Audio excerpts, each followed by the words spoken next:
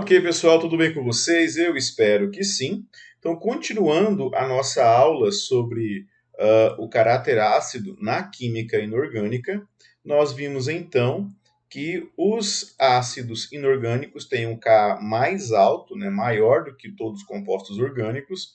Então, HCl, por exemplo, tem um Ka da ordem de 10 a quinta, que é bem maior que os ácidos carboxílicos, que têm um Ka de 10 a menos 5, que são mais ácidos que os fenóis, que tem um Ka de 10 a menos 10 aproximadamente, que são mais ácidos que a água, que tem um Ka de 10 a menos 16, e a água é mais ácida que os álcoois, que tem um Ka de 10 a menos 18, e os álcoois são mais ácidos que os alcinos, e os alcinos, perdão, são mais ácidos que os alcanos, que tem um Ka de 10 a menos 40. Esse Ka de 10 a menos 40 dos alcanos é tão pequeno que praticamente não haverá possibilidade do hidrogênio ser liberado em um alcano. Tá? Então, o que equivale a dizer que os alcanos não são ácidos, o caráter ácido muito fraco.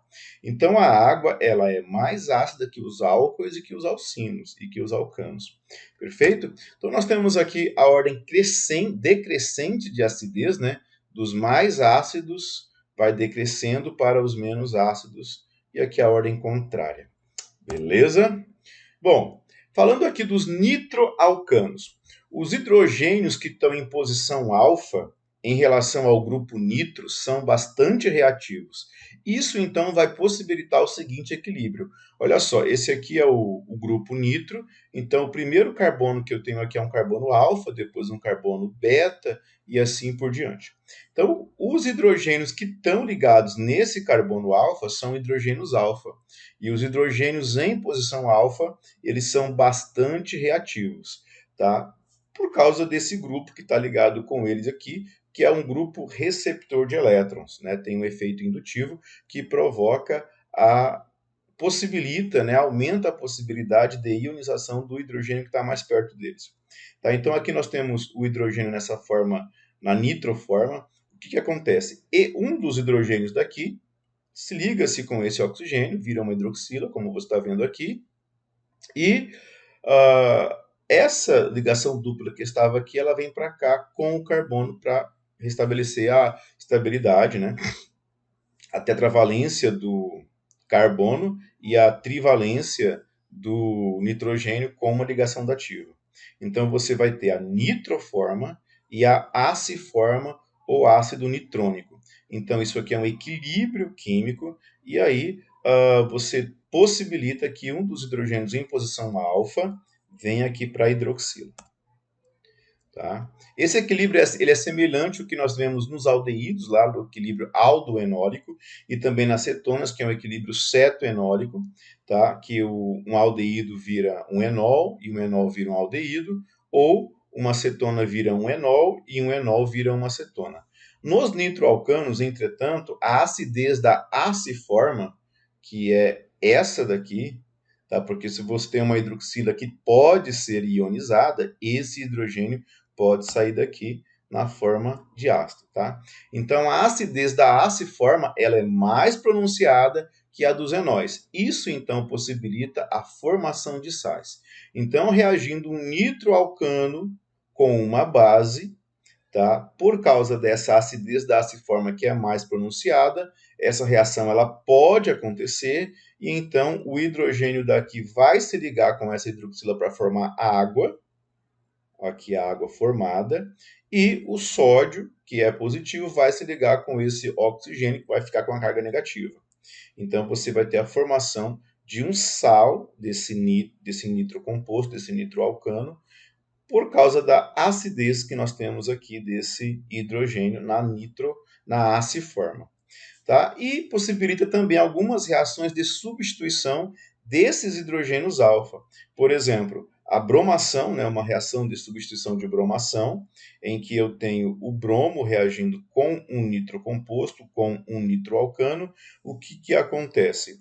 O bromo entra aqui no lugar de um hidrogênio, e depois que ele entrou aqui no lugar do hidrogênio, fica fácil para que o outro bromo entre no lugar do outro hidrogênio, e aí com excesso de bromo você vai ter essa molécula dibromada. Tá aí os dois hidrogênios que saíram, que foram substituídos, eles saem na forma de H2. A ideia, na verdade, bem mais geral. Enquanto os hidrogênios dos alcanos são difíceis de serem substituídos em outras cadeias carbônicas, a presença de um grupo funcional pode facilitar esse tipo de substituição. Por exemplo, quando você faz uma cloração de uma cetona. Se aqui não tivesse esse grupo, tivesse só um alcano, por exemplo, CH2, seria difícil você fazer uma substituição aqui ou aqui. Agora, quando você tem um grupo que facilita isso para acontecer, então essa substituição ela vai acontecer. Olha só aqui na cloração. Então eu tenho CH3 em duas pontas, são carbonos alfa, porque estão perto do grupo funcional. Então aqui eu tenho hidrogênios alfa. Tem 3 aqui e 3 aqui eu tenho 6 hidrogênios alfa. Então se eu coloco isso para clorar, reagir com o cloro é muito reativo.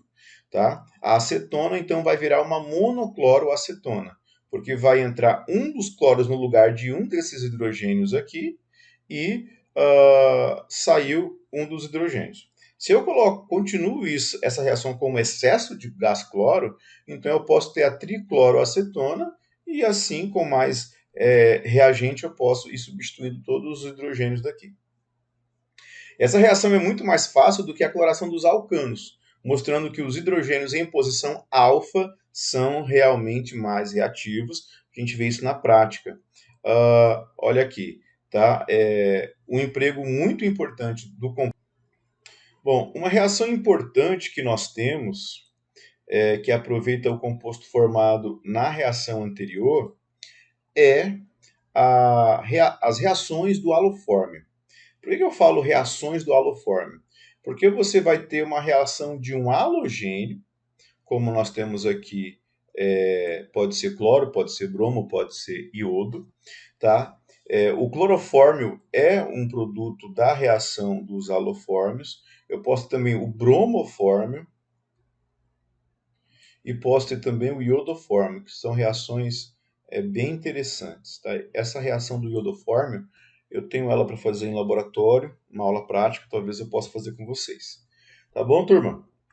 Bom, então aqui nós temos o composto formado anteriormente, que é o triclorocetona, tá faltando um carbono aqui, tá?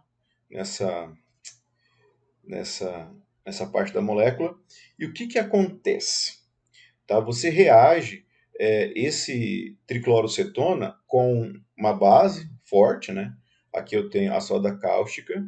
E aí, esse grupo aqui vai se ligar com o carbono. E aí o carbono ficaria com 5 ligações. Aí ele quebra essa ligação. E essa parte aqui vai se ligar com esse hidrogênio aqui para formar, nesse caso aqui, o clorofórmio. Porque eu usei o triclorocetona, mas se eu pegar o triiodocetona, eu formo iodofórmio, por exemplo. Tá? Então, clorofórmio tem um uso industrial e medicinal muito interessante, iodofórmio e bromofórmio também. Tá? Então, é isso que acontece. Tá? O NaO vai se ligar com esse carbono, está aqui, ó, a ligação do NaO com o carbono. Tá? O carbono fica com 5 ligações, quebra a ligação. E aí, para reconstruir a ligação desses que ficou faltando, o carbono vai se ligar com esse hidrogênio para formar, então, aqui o triclorometano, que é o clorofórmio. Tá? E essas reações elas só ocorrem em metilcetonas. Ok? Ou seja, em cetonas que você vai ter um carbono alfa ali, depois não tem mais nada. Tá bom? Reatividade dos sais orgânicos também está dentro desse tópico aqui do caráter ácido na química orgânica. Perdão. Tá? As substâncias covalentes e apolares, tá? Covalente e apolar, eles reagem em geral com dificuldade. Enquanto aquele que é covalente e polar, esse polo aqui, o polo positivo e negativo, facilita a reação para acontecer. Reação iônica, então, nem se fala, né? Porque ela é mais polar do que uma ligação, uma molécula covalente e polar. Tá? Então, eles reagem ainda com uma facilidade maior. Pois bem, vimos nos últimos itens a formação de sais e compostos semelhantes a sais. Tá? Isso aqui é um sal, né? Aqui nós temos o acetato de sódio. Né? Aqui eu tenho um polo positivo e aqui eu tenho um polo negativo. Metal com não metal, ligação iônica. Essa parte aqui da molécula tem ligação iônica.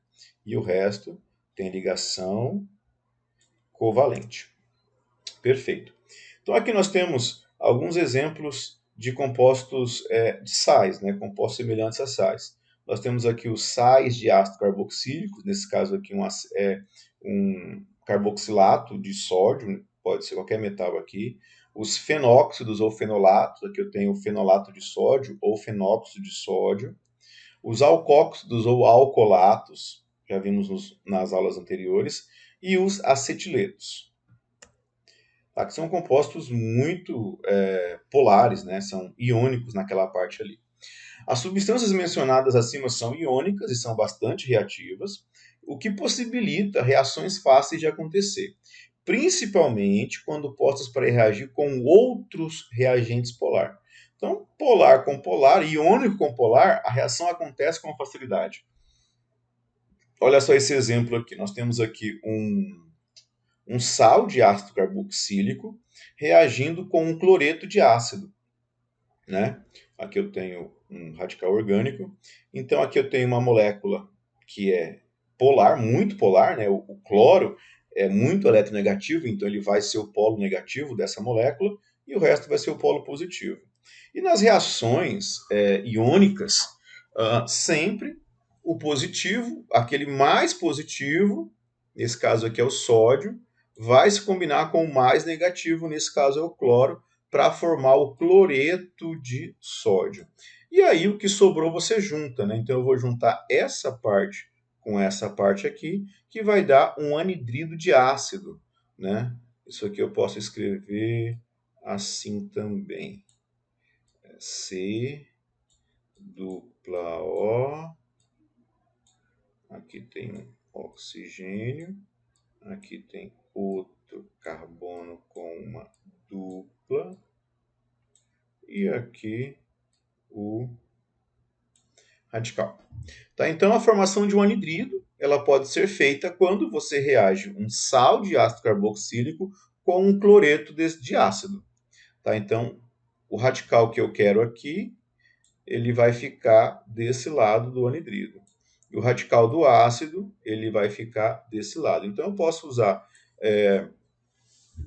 dois compostos. Por exemplo, se eu uso aqui um formiato, né? Vou pegar aqui um formiato de potássio. E eu vou reagir ele com... Aqui eu vou colocar um bromo, que é um halogênio também, né? E aqui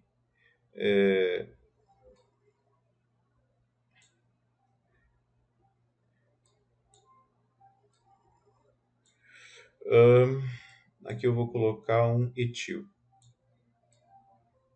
C2H5. Bom, o que vai acontecer aqui? Né? O positivo, que é o potássio, nesse caso que eu escolhi aqui, ele vai se ligar com o negativo. O computador começou a ficar lerdo aqui. E nesse caso vai formar o quê? O sal. Nesse caso aqui vai ser brometo de potássio. KBr. E o anidrido, eu usei radicais diferentes. Então, esse anidrido, nesse caso aqui, deixa eu pegar a borrachinha aqui. Vou apagar esse aqui e esse. Foi a parte que eu troquei. Então, a primeira parte aqui o radical é só um hidrogênio, então vai ser aqui. Na outra parte eu coloquei um C2H5. C2H5. Então esse aqui vai ser o anidrido que vai ser formado. Perfeito? Então, sais de ácidos carboxílicos reagem com haletos de ácido, pode ser um brometo de um ácido, pode ser um cloreto de um ácido, pode ser um iodeto de um ácido, tá? E aí você vai ter a produção de um anidrido e mais o sal formado. E importante, essas reações elas são muito fáceis de acontecer, tá? Porque são reações iônicas, né? Reações iônicas elas acontecem com facilidade maior do que as reações covalentes. Outra reação importante, tá? É o mesmo princípio, tá? Quando você tem um outro sal aqui que é um fenóxido, aqui eu tenho fenóxido de sódio, reagindo com um haleto de alquila, pode ser clorometano, cloroetano, cloropropano, qualquer um, tá? Por quê? Tendo o cloro ou bromo ou iodo, qualquer um dos halogênios, tá? Você vai ter um polo muito negativo desse lado da molécula. E no outro, você vai ter o fenóxido, pode ser fenóxido de sódio, fenóxido de potássio, fenóxido de cálcio, qualquer metal. O importante é, esse ânion, esse halogênio, ele vai se ligar com esse metal aqui para formar um sal, nesse caso o NaCl. O que sobrou aqui? Sobrou essa parte toda aqui, o ânion, com essa parte positiva aqui. Tá? Então é sempre assim. O negativo se liga com o positivo. O positivo se liga com o negativo. Ó. Esse negativo se ligou com esse positivo e esse negativo se ligou com esse positivo. Então, ligando esse negativo com esse positivo, o que eu vou ter? Eu vou ter um éter. Tá? Pode ser que a questão pergunte para você. Quais são esse éter aqui, tá? E você vai formar um éter que tenha o benzeno aqui, tá? Então, se eu quiser formar esse éter aqui com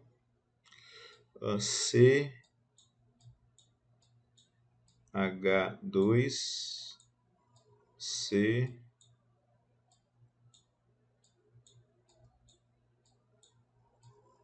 CH3C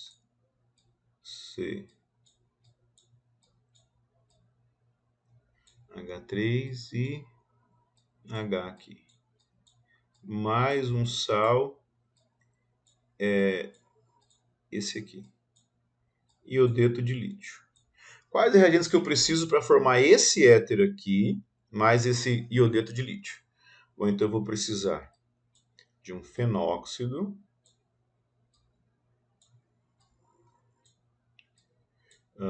no caso aqui de lítio, né? Reagindo com um haleto, que vai ter que ser um iodeto, aqui, que vai estar ligado no radical, que é no CH2, CH aqui, CH aqui e CH3 aqui. Então vai acontecer a mesma coisa que aconteceu anteriormente ali, ó. Esse positivo vai se ligar com esse negativo e esse negativo vai se ligar com esse positivo para formar esse éter aqui. Perfeito? Outro exemplo.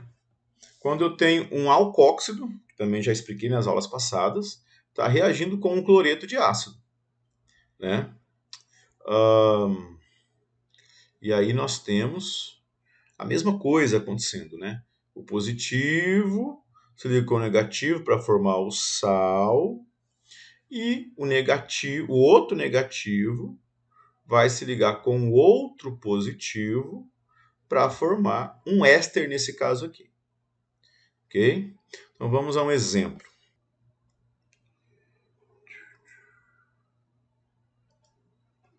Um alcóxido de sódio, poderia ser de cálcio, de potássio, qualquer metal. Tá? E aqui um cloreto de ácido. Aqui é um cloreto, mas poderia ser um iodeto de ácido, poderia ser um brometo de ácido. Então, sempre o positivo, o metal, vai se ligar com esse aleto, que é a parte negativa da molécula. A parte mais positiva do sal vai se ligar com a parte mais negativa da molécula, do aleto. E o O- vai se ligar com o oxigênio ali do cloreto ácido. Então, vamos pegar um outro exemplo aqui. Vou pegar um alcóxido, é um CH3,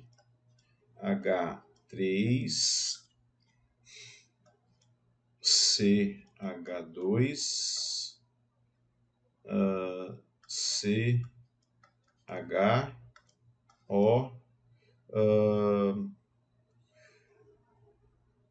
potássio.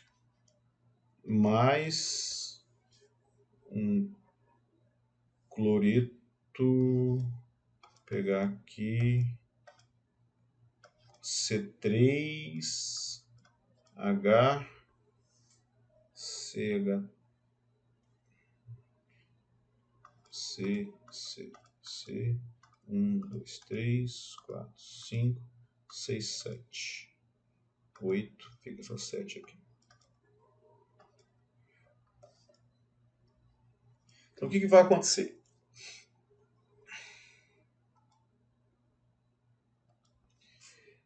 Esse aqui é negativo, esse aqui é positivo, esse aqui é o polo parcial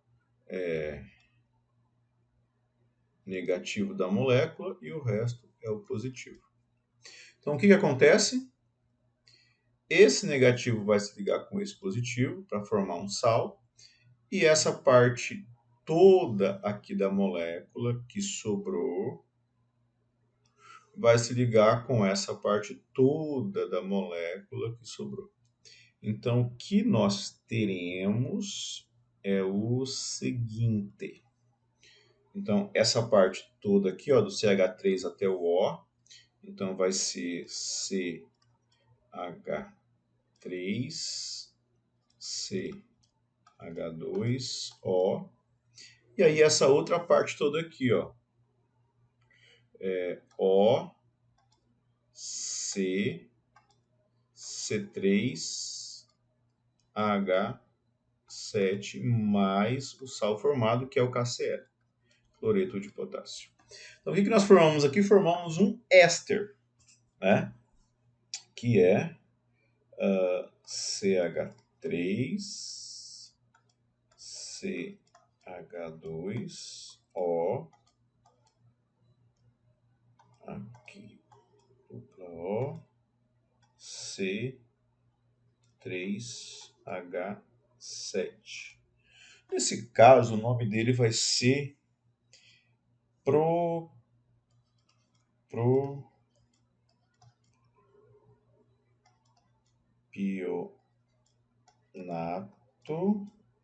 de etila, ou acetila, né?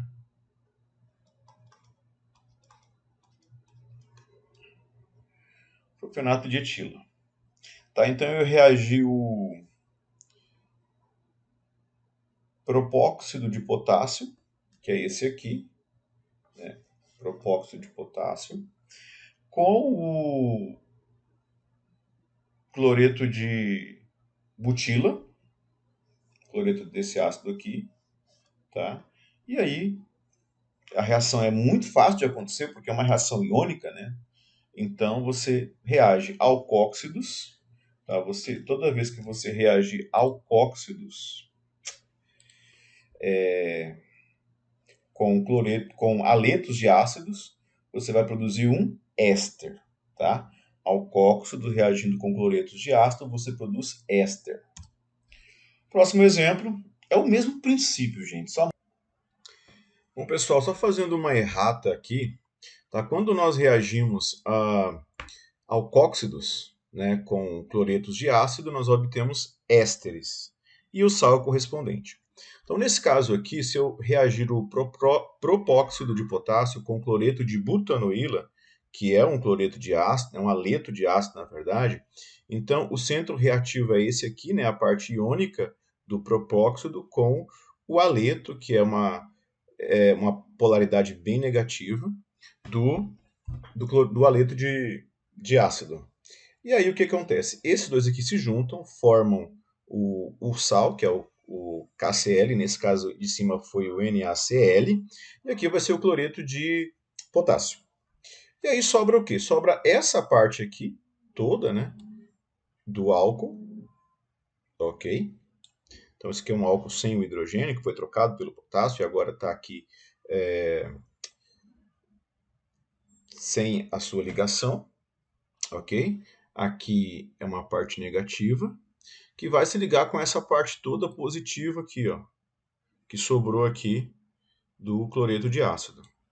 Então eles ligam-se, então você vai ter um éster. Nesse caso, como eu usei propóxido de potássio e cloreto de butanoíla, o éster formado é o butanoato de propila, né? Butanoato porque aqui tem 4 carbonos e propila porque aqui tem 3. Eu tinha dito ao momento anterior, é propanoato de etila, mas na verdade é butanoato de propila.